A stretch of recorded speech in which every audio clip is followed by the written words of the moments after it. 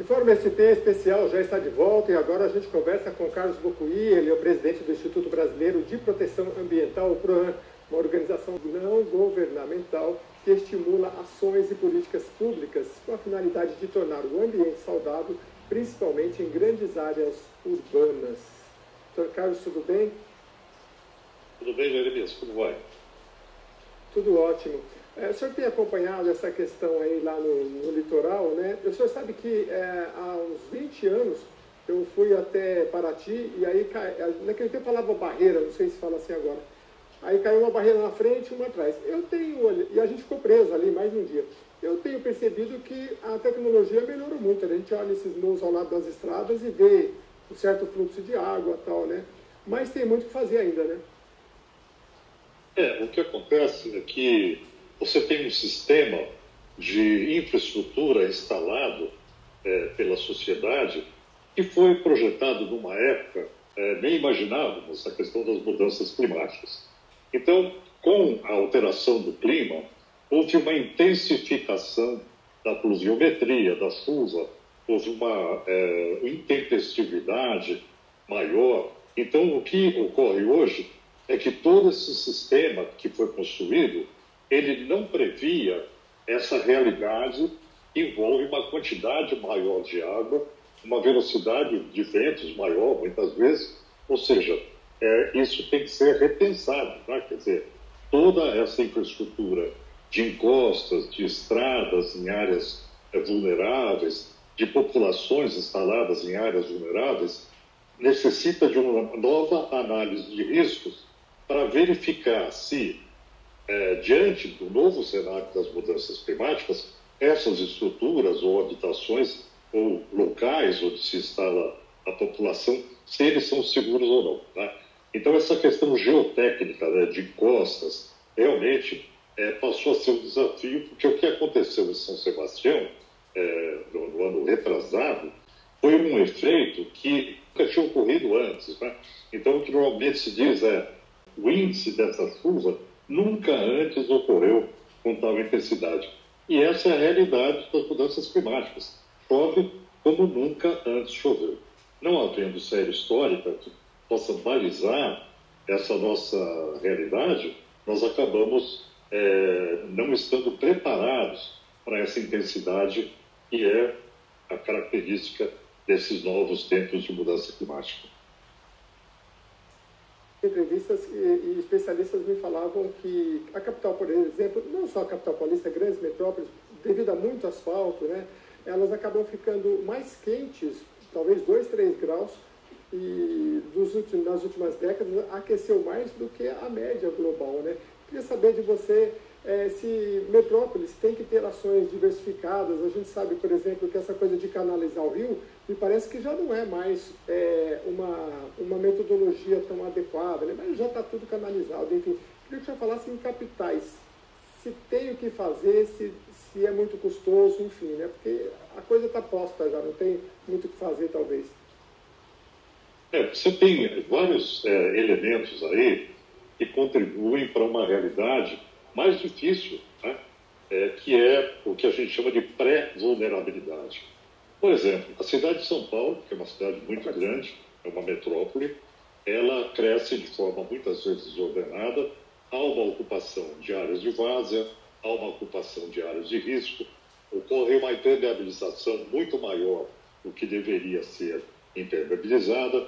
Então, você tem uma condição de atuação humana no território e acaba construindo um processo de pré-vulnerabilidade. Então, quando a mudança climática ela chega, ela acaba encontrando um terreno fértil para o desequilíbrio ambiental, para o reposicionamento da questão da sociedade frente a esses eventos extremos. É preciso novas posturas, né? Então, isso ocorre por conta do calor extremo, né? Você tem muitas ilhas de calor na cidade, e isso leva a um aquecimento da cidade, isso leva às inundações e leva aos riscos de deslizamentos, né? E desabamentos também. Então, essa situação, ela demanda um repensar do território, se preparando para essa nova realidade. Um bom exemplo do que está se fazendo é a cidade de Paris, que está projetando a canalização das águas do rio Sena para resfriamento das habitações, como se faz no inverno, quando você aquece a habitação com água canalizada, né?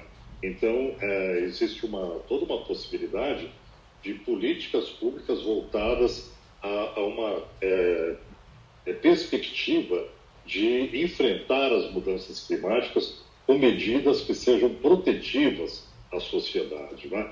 E aí, para São Paulo especificamente, o aumento de áreas verdes seria necessário, a troca de materiais construtivos, evitando o excesso de impermeabilização, ocupação de áreas de encostas, declividades, ocupação de áreas inundáveis, etc. Então, essas são medidas que a gente chama de evitar a criação de pré-vulnerabilidades, porque quando o efeito climático adverso chega, temos que estar preparados para essa nova realidade. Com certeza. Ô Carlos, fica à vontade para falar, vocês são do Instituto Brasileiro de Proteção Ambiental, o PROAN, né? Tem estimulações políticas, então, enfim, tem estudos muito aprofundados, então fica à vontade para falar o que você achar interessante. Eu me preocupo sempre com a questão das árvores, né? Porque nós temos a arborização, mas em grandes metrópoles, tem às vezes, nós falamos aqui do lado do Parque Ibirapuera, excelente, mas tem regiões, se você pegar grandes comunidades como Paraisópolis, você olha o mapa de cima, é uma ilha de calor também, às vezes não tem nem onde colocar uma árvore, né? As árvores são um grande desafio também, né? E principalmente para ela ajudar a reter e trabalhar toda a questão climática. A árvore é um equipamento urbano fantástico, né? Primeiro porque ela retém a água da chuva, que fica nas folhas e vai descendo mais lentamente para o solo. Então, essa retenção permite que o escoamento ele seja mais tranquilo, né, de uma chuva. Ela ainda faz um efeito de evapotranspiração, ela solta gotículas de água na atmosfera e essas gotículas beneficiam o entorno de uma árvore até 50 metros. Né? Então, ela é um equipamento de resfriamento natural. Né? E, além disso, você tem toda a questão do verde, né?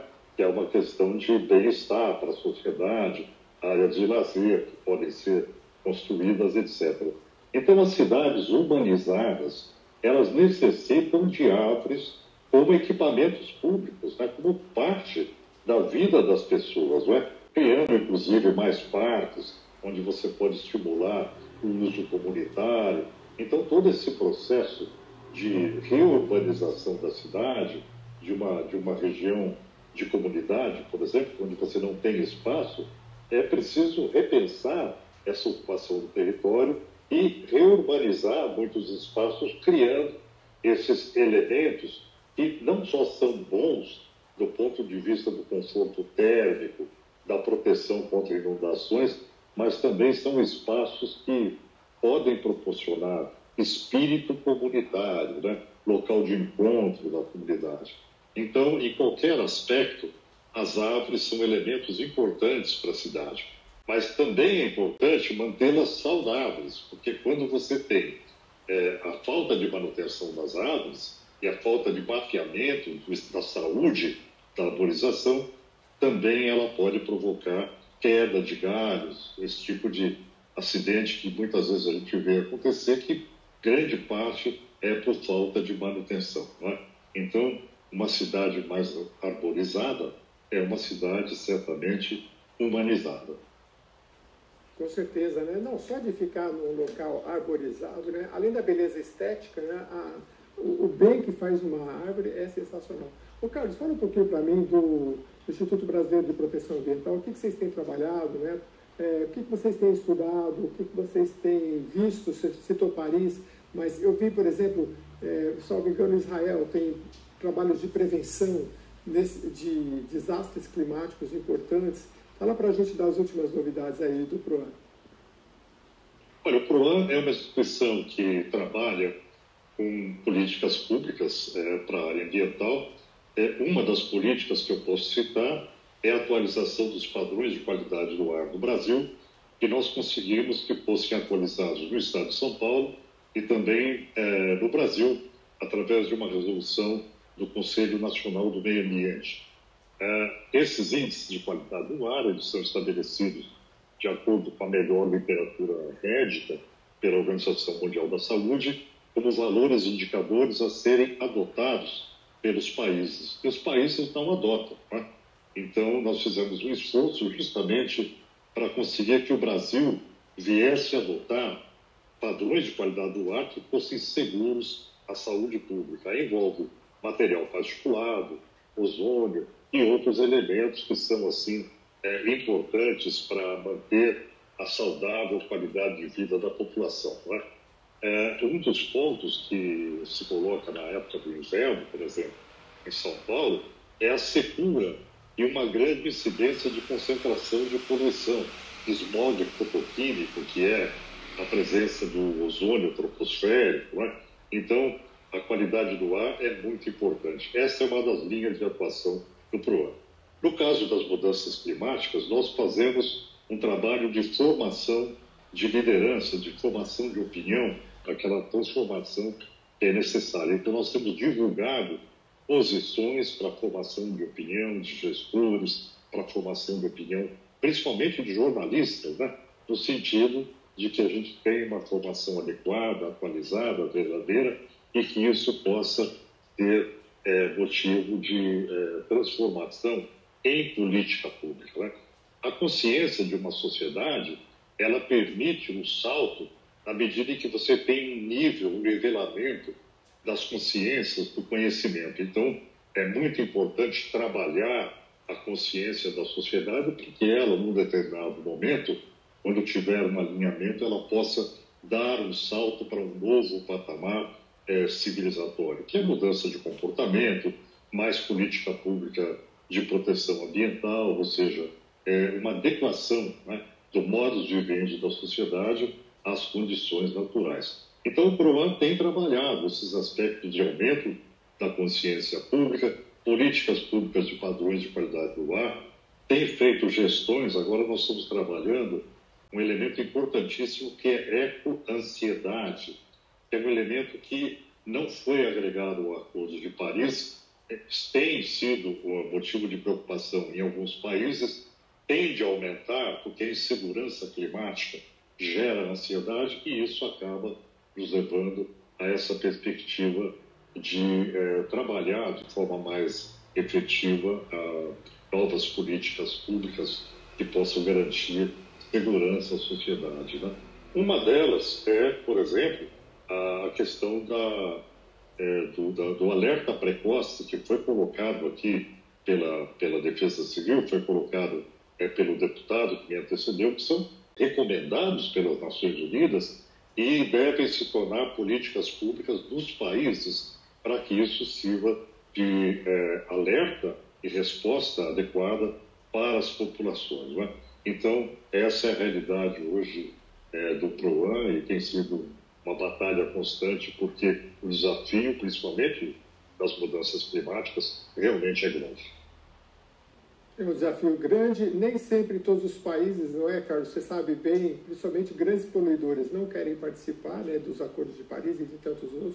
O Brasil é signatário. Mas eu queria que você falasse um pouco dessa... Você falou aí dessa questão dessa ansiedade, né, por causa do clima. Mas o que você vê aí para as próximas décadas, ou 10, 20 anos? Como é que a gente deve pensar as cidades? Porque alertas mais rápidos, porque, enfim, até o local onde vai se construir, a gente lê tanta coisa. Por exemplo, já li que até o asfalto mais claro e os tetos dos telhados mais claros ajudam. Aí tem gente que brinca, fala, você vai pintar de branco o telhado, vai ajudar muita coisa, né?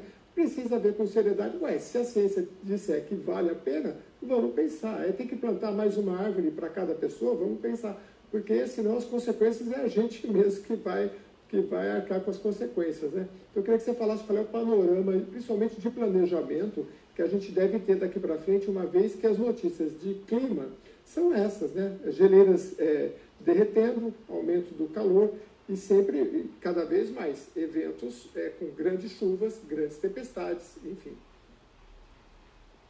O que nós temos que perceber é que o mundo está mudando, né?